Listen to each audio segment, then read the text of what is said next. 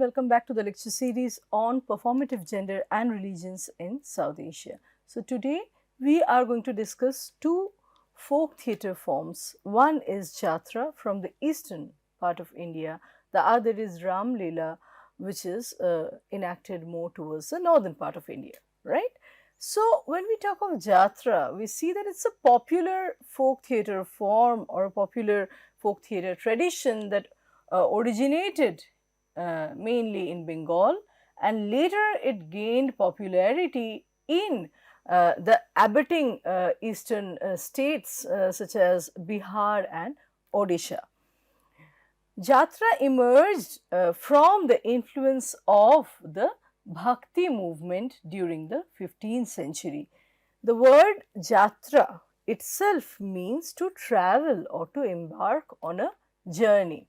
So, Jatra comprises melodramatic delivery of emotionally charged, emotionally accentuated dialogues, gestures and orations. So, hyperbole or hyperbolic acts and speeches is a prominent feature that marks this form, this theatrical form that Jatra is. Both Jatra and later we will see Ramlila are informed by hyperbolic acts and emotional excesses, sentimental excesses that are also reciprocated by a very lively and a very live audience, right?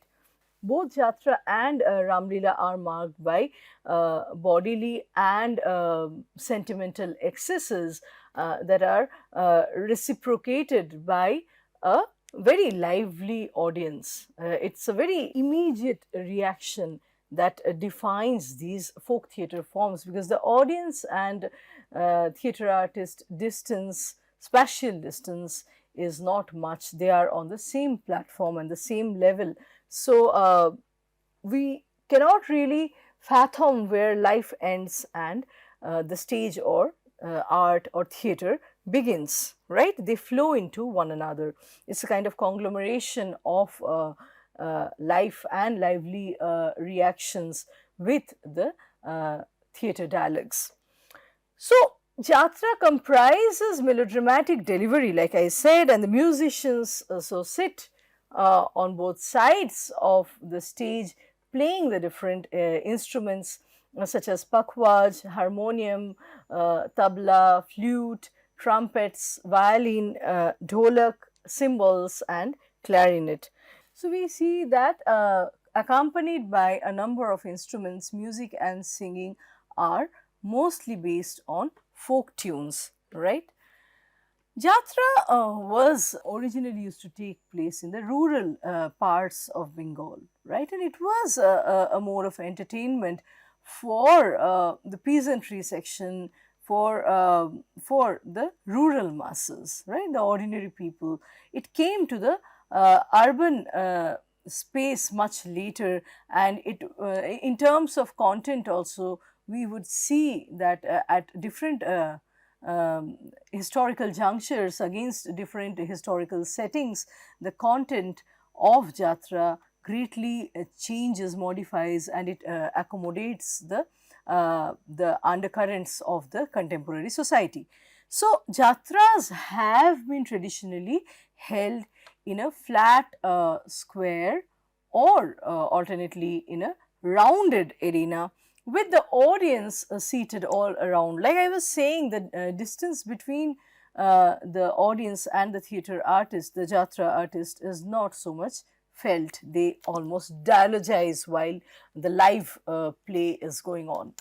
The actors would enter or exit the square space through designated areas, and they would walk into the platform, the theatre platform, if we could call it, from within the crowd. So, the actors would emerge from within the crowd, and after playing their part, they would go back to the crowd.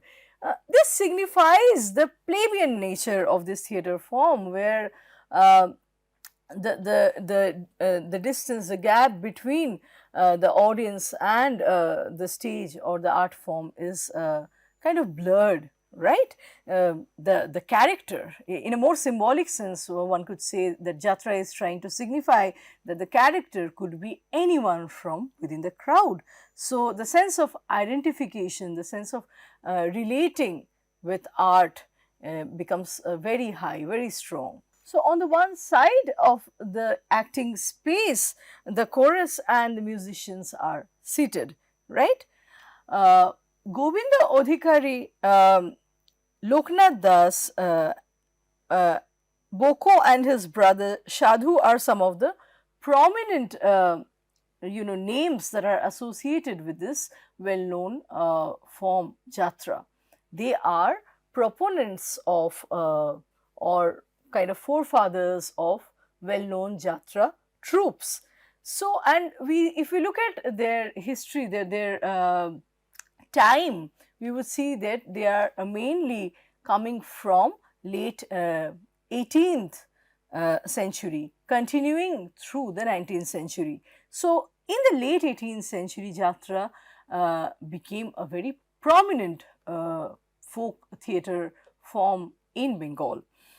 So, later we see that the Bhadralok section, the Bengali elite sections, establish Jatra troupes, which happens mainly the 20th century. So, we see that the Bhadralok sections, in other words the Bengali elite sections, the upper caste Bengali sections, mainly belonging to the urban areas, established Jatra troupes in the first part of the 20th century, and they were being influenced by the folk form of the art of Jatra.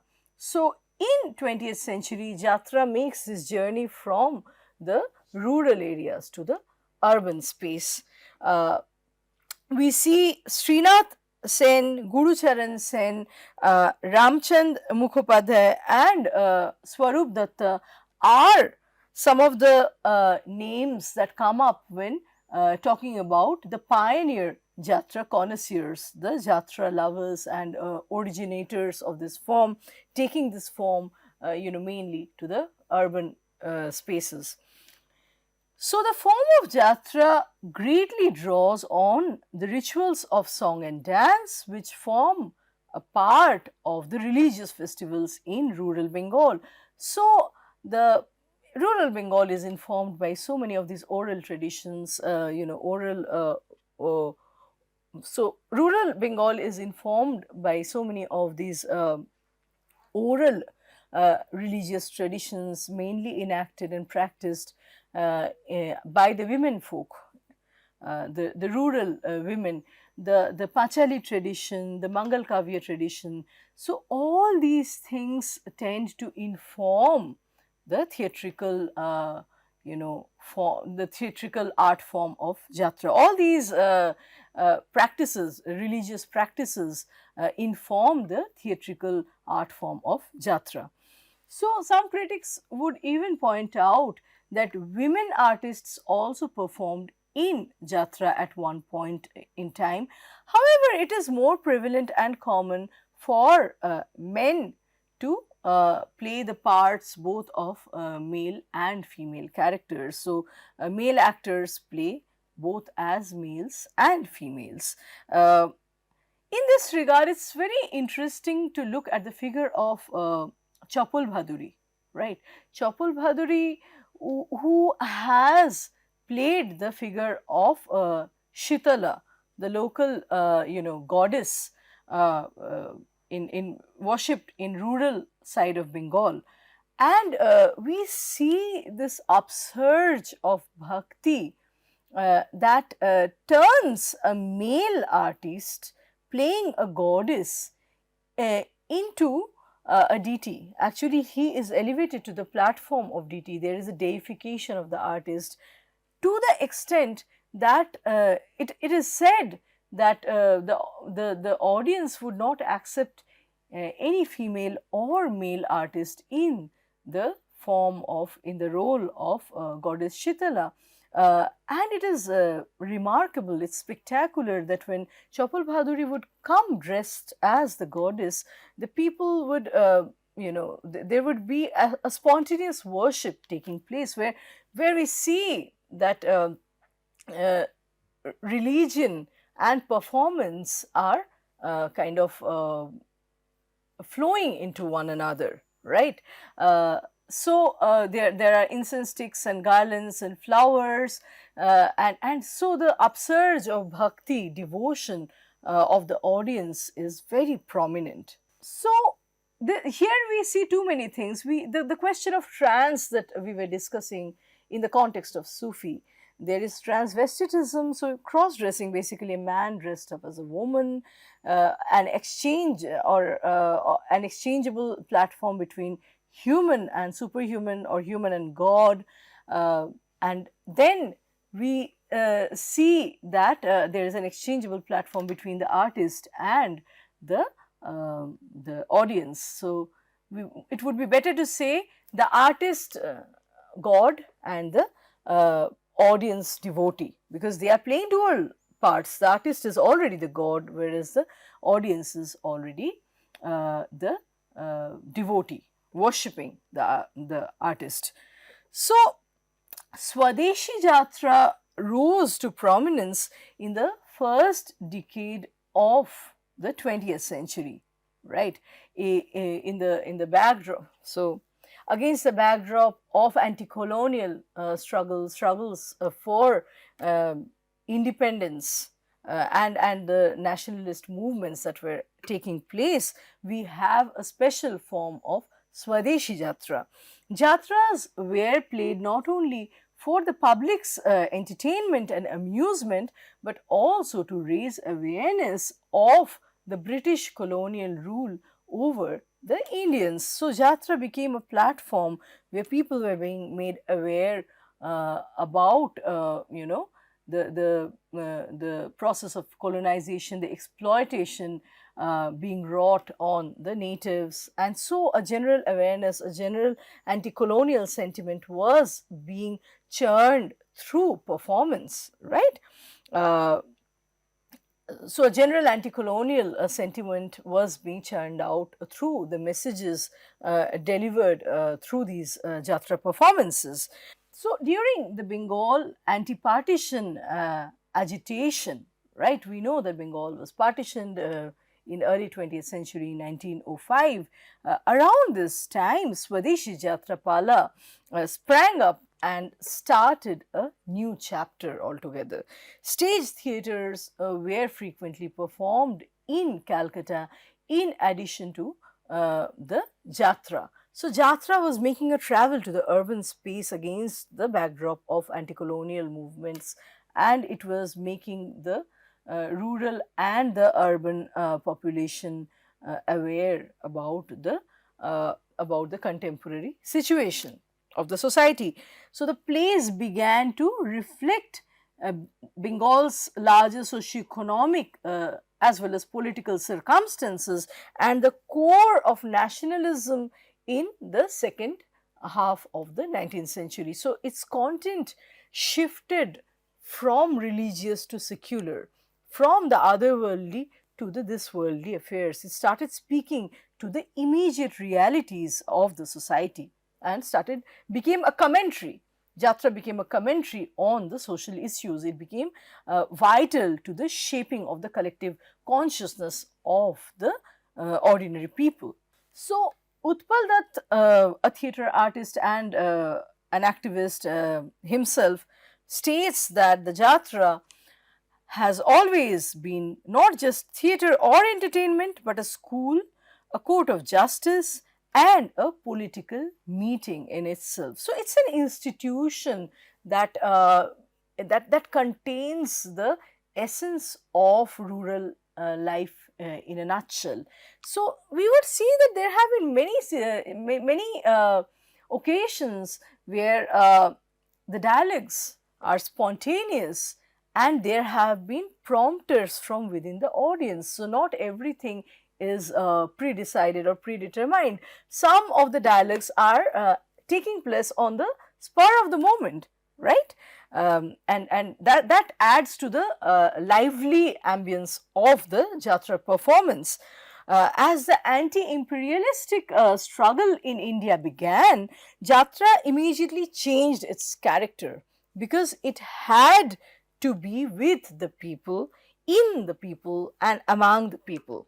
All right, it had to represent the angst, the frustration, and the general questions that people had in their mind. So, only religious content of Jatra would not hold in a modern situation. It became something more than that. It became a commentary uh, on the modern society. When the Swadeshi struggles reached their peak, especially in the 1920s and 1930s, with participation from the extremist factions in Bengal, Jatra shifted from religious to secular topics too, and it led to the production of historical and political plays. So, Jatra is making a shift from religious to historical and political against the backdrop of Swadeshi movement. The universe of gods and goddesses was frequently incorporated into Jatra as a kind of amusement or in a light-hearted sense. So, the idea of anthropomorphic God, very human like God, is something that we have been observing right throughout this lecture series, something that informs the spirituality, the sense of religion in India or pan South Asia. We see this form, this kind of a very relatable, a very human like God or deities informing the religiosity of the ordinary people. So, gods emerge, but not only as very serious figures, but they can be mediums of lampooning, of travesty, of burlesque, of caricature, mockery, satire, and so forth. So, the godly figures are not always elevated and distanced from the common public, right? The Bengal Renaissance's advent aggravated people's feelings towards Jatra. So, Bengal Renaissance was trying to consolidate a Bengali identity, collective Bengali identity around the urban, more refined image and imagination of the Bengali male and female. So, the question of Western education, you know, and modernity, right? These things became very important, such that folk theatre forms like Jatra during the Bengal Renaissance would take a backseat. Now, Rustam Bharucha, in his book Rehearsals of Revolution, the Political Theatre of Bengal, discusses the political aspects of the Jatra performance, mainly focusing on the figure of Mukunda Das. So, Mukunda Das has a quintessential role to play as far as Jatra in Bengal is concerned. Mukunda Das investigated the political implications of Jatra. Das was mainly motivated by a man called Motilal Roy, who was a legend in the field of Jatra, and performed Jatra Pala that would convey primarily Swadeshi ideas. So, Jatra as a vehicle, as a medium for making people aware about the colonial rule and policies, right? Now, moving from Swadeshi Jatra, if we look at Odisha, we would see that Bali Jatra is a major festival in Odisha, which is an 8-day celebration, a celebration that lasts for 8 successive days. It begins on the day of Kartik Purnima, the lunar month of Kartik, a month which is considered as the most sacred in Hindu calendar, and it takes place on the banks of the Mahanadi river. Now, the Bali Jatra festival has grown, it has expanded, and has been featured as a major event that draws visitors from all across the world. 12 different types of jatras each held during one of the 12 months in the year, are mentioned in the Skanda Purana. These are typically annual festivals dedicated to the worship of Lord Vishnu. So, let's look at these 12 forms of Jatra, or 12 types of Jatra one by one, and when they take place throughout the year. So, Snaponi Jatra is conducted in the month of Jet, which is during May June. Chandani Jatra is held in the month of Baishak or April May. Sayani Jatra is held in Shravan, and Rath Yatra, which is a very big festival, is held in Asad or during the month of June and July. In the Bhadra month, the Dakshin Parshya Jatra is held. The Bam Parshya Jatra takes place in Aswin. The Utthani Jatra takes place in the month of Kartik. So now we will see that Jatra does not trace its affiliation only with the classical roots. Just because Lord Vishnu is at the heart of these Jatra festivals, one must not assume that a Jatra does not have a non-classical base too. So, in Bengal, we already said that it is celebrating local goddesses that are not part of the classical pantheon. Goddesses like Shitala, that prevents the village folks from some of the diseases. So we see that Oraos in Bihar who are believed to have come from Nepal perform Jatra too, along with Karma and Jadur, right?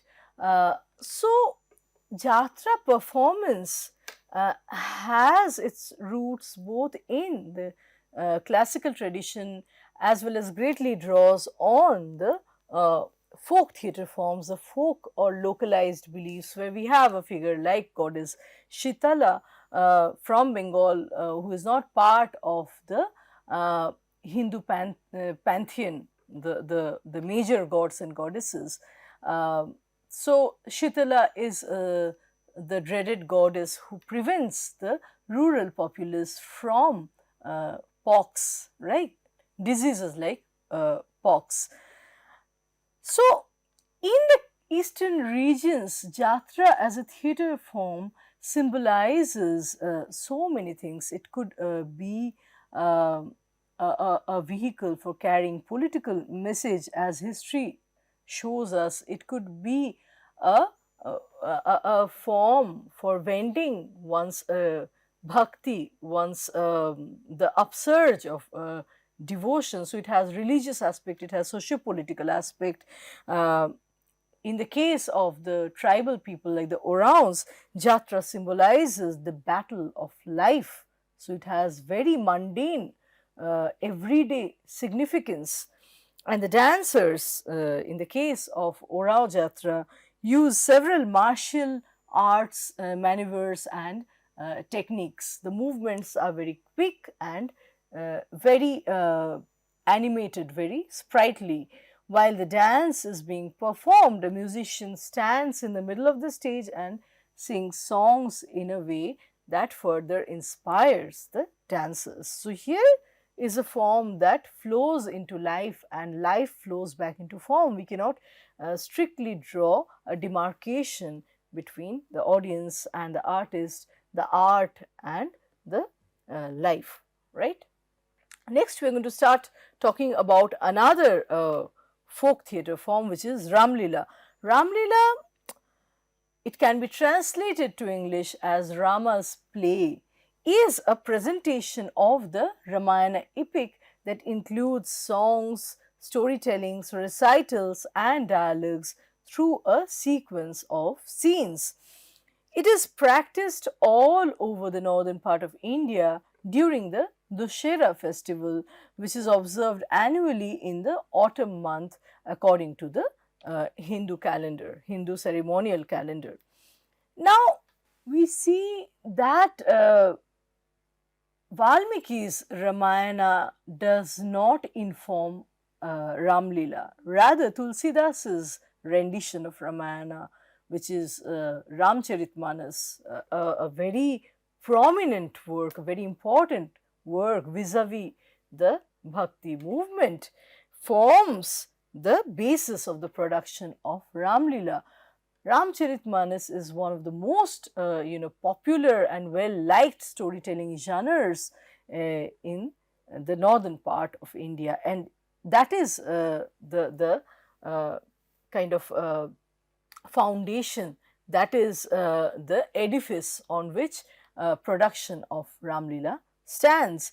So, definitely one can understand that the sentimental aspect, the emotional aspect, the aspect of bhakti or devotion plays a very important role, a central and momentous role in this theatre form of Ramlila. In order to make the Sanskrit epic accessible to the ordinary public, to everyone, Tulsidas wrote this religious work in the 16th century in a form of Hindi, in an earthy Hindi, right, that is closer to the grassroots, which celebrates the grandeur of Rama, who is the protagonist of Ramayana. So, here we see that the Prince Rama in Valmiki's text is being transformed into Lord Rama, who is an incarnation of Vishnu, and yet he is a very human-like God that whose kingdom is the ideal, the unparalleled kind of or whose kingdom is understood as the unparalleled or the ideal rule that should define the modern day India as well. So, the concept of Ram Rajya and the concept of the lofty figure, the ideal figure of the king is celebrated through the image of Rama. He is more than a human, and yet as a god he is so human like, right? He is the crossing point of god and human, and this is something that Ramlila celebrates a very in an emphatic way, and this is something that Ramlila celebrates in an emphatic way. So, Ramlila is a collection of conversations between gods, sages and devotee audience that commemorate the conflict, the very well known conflict between Rama and Ravana. That is something that forms the climax, the climactic part of Ramlila, this conflict, this war between Rama and Ravana. And in the course of the narration, in the course of progression of the play, there is a constant conversation going on at different platforms. Just something that I mentioned while explaining the Jatra form. So, gods, sages, humans belonging to different orders, different platforms can exchange, can talk to each other. Similarly, the audience that is also that also play. So, similarly, the audience that are also devotees can speak, can prompt the artists. So, the defining boundary lines are already very blurred, which marks an interesting aspect in these folk theatre forms from different regions of India. The succession of icons depicting each scene's climax gives Ramlila its dramatic onus or dramatic power. The narration is open to audience participation, including singing from the audience. So, it is a very seamless kind of performance, not happening really on an elevated stage or dais, where the audience can spontaneously start singing, participating, and audience and devotee can very swiftly switch to the role of the actor in a sense. So, without regard to caste, religion or age, the Ramlila performance unites the entire populace. It becomes an occasion for the people from all sections of the society to come together. So it also has its secular aims and ambitions, right? So all of the villagers take part voluntarily, acting out parts or engaging in a range of related activities. So it is more like a yajna, a big yajna or a big event taking place where everyone gets to play some minor role. It could be the role of creating masks and costumes, getting ready, readying the makeup. Uh, so it could be the task of creating masks and costumes, getting the makeup ready, creating the effigies, right? Effigies of the different characters from Ramayana, and then setting up the lights. So the entire community is brought together through this annual celebration. It is a way of binding the humanity, which is also at the heart of all the religions. So the etymological root of religion means to unite, to bind together, and that essence is visible in the case of Ramlila taking place in the different states of North India.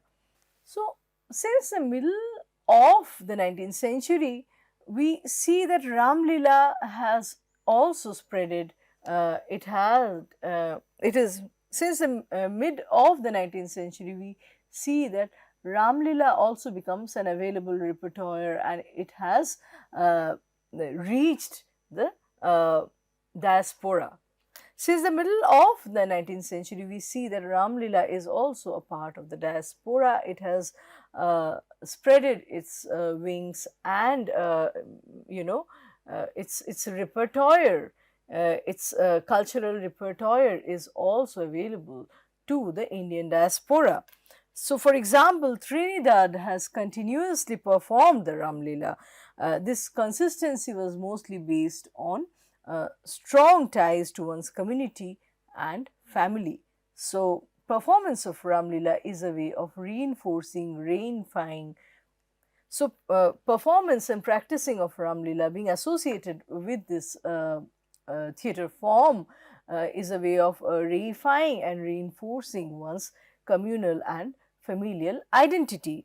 As the family custom was passed down from the elderly members to the younger populace, many performance roles became inherited. As the family custom was passed down from the elderly members to the younger generation, many performance roles became inherited, right?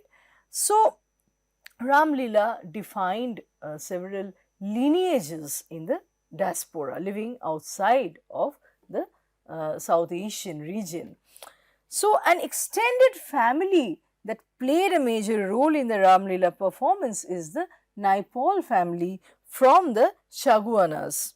This family had a position of great power and influence in Chaguanas as a Brahmin family of high prestige and reputation, such that many of the members were also part of the panchayati system, a body of elders with the greatest, sanctioning authority in any communal life, right? So, we see that the practice of Ramlila is not only restricted to the South Asian region, but it has flown outside of this region. It resides with a certain lineages, with certain families, certain groups as a part of their family and community identity in the diaspora all across the globe. Now, regional Ramlila committees or samitis put on open air performances that are entirely supported by the general public or the villagers, which gives it its plebeian facet. So, Ramlila circle is reportedly the foundation of Indian theatre's greatest global heritage. And we see that there is a strong Ramlila tradition traceable in Odisha. So, Ramlila in modern day Odisha is recognized by a number of different names. depending on the specific style of art, music, and the theatre forms and gestures. So, we see that in Odisha we have the Asureswara Yatra. Asureswar is a village in the Indian state of Odisha situated in Cuttack district. Similarly, the Lankapudi Jatra, which is held in Daspalla in the Nayagar district of Odisha. Then we have the Sahi Yatra uh, located on the bay in Puri, uh, and Ramlila in Odisha is performed during the months of March and April, right? We need to understand that the Sera happens twice a year according to the Hindu calendar. So, Odisha emphasizes more on the spring festival rather than the autumn enactment of the Sera or autumn observance of the ritual or the festival.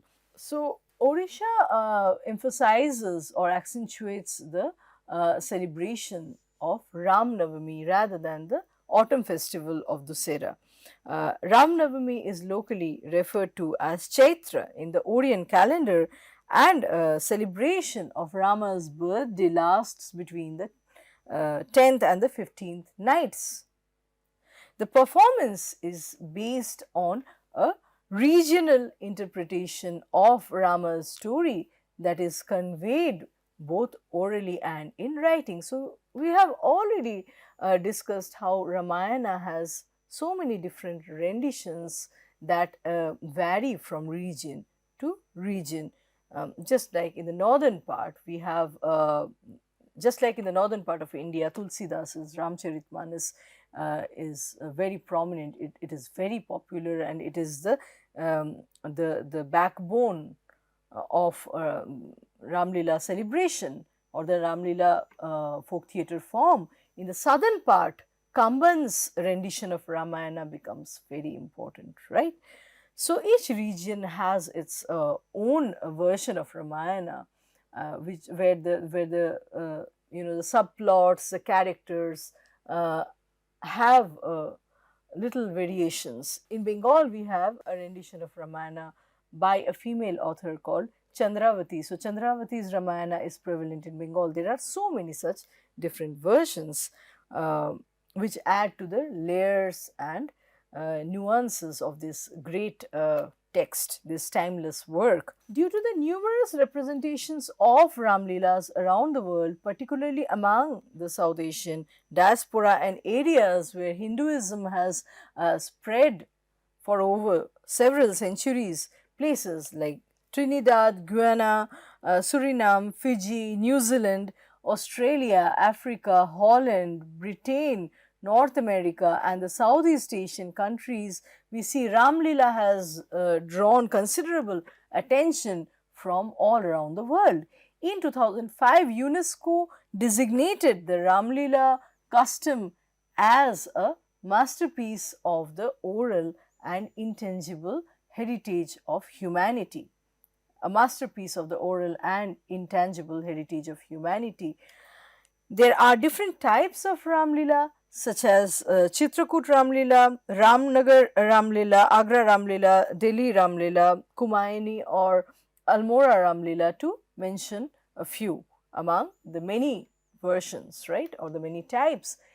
The beauty of Ramlila lies once again in its spontaneity that I would like to emphasize. There are many from the audience. When Richard Cheshner interviews the audience in the Ramlila festival, some of the very old members would say that it is like a customary practice. It's like a habit for them to visit or participate in Ramlila annually, such that, and this man has been doing it for so long, he's such a doddering old man, that he remembers the dialogues by Rama and other characters verbatim. He remembers them by heart. So, he has been following and participating in Ramlila every year, such that he remembers the dialogues by Rama and other characters by heart. He dialogizes, he repeats the dialogues after the characters. He is in a position to prompt the characters even, and we see that the spurt of emotion among the common people, which is why Rama is considered as a god among the common folks. It is the devotion, the bhakti, because people believe that he existed. In the scene where he is going to for vanvas, for exile, the audience every year they follow the trio Rama, Lakshman and Sita, and they walk with them, and the entire population cries just like as though they are the people of Ayodhya, right? So this enactment becomes so live that it's very difficult to make a distinction between art and reality, right? So, and that is the beauty of Ramlila. Ramlila has been conceptualized as a religious rite, and participating in it, or even the very act of watching the performance, witnessing the performance, is considered as a sign of devotion to Rama and a religious act. It's something associated with a good karma to even witness Ramlila. So there are numerous rituals and ceremonies throughout the entire show. The crowns of Rama, Lakshmana, Bharat, Shatrughan and Sita are worshipped and dedicated on an auspicious day before the Ramlila show starts, right? So the actors do not remain actors, they are elevated onto a different platform altogether. The crowns are celebrated, and the actors are not only wearing some headgears for the play, but coronation ceremony is taking place. When the swaroops put on the crowns, they become endowed with divine features, divine characteristics, and so the actors are treated as God's representations. They are representations of divine forms. Every day these swaroops are worshipped at the beginning and the end of the performance, and their arti is actually carried out with much fanfare. So Rama's coronation, which takes place on the last day in the last episode, is accompanied by elaborate music and dances. So with this, I am going to end my lecture here today. Like I was saying, Ramlila is very hyperbolic. It is all about accentuated and very strong emotions playing through the scenes in terms of dialogues, in terms of bodily and facial gestures. They immediately appeal the masses. So it's very colorful, it's lofty, it is surreal almost. It's not something that happens in everyday life. It's something very remarkable and catchy. It's known for its catchy appearance throughout. So with this, I'm going to stop my lecture here today, and let's meet with another round of discussions, another theatre form in another lecture. Thank you.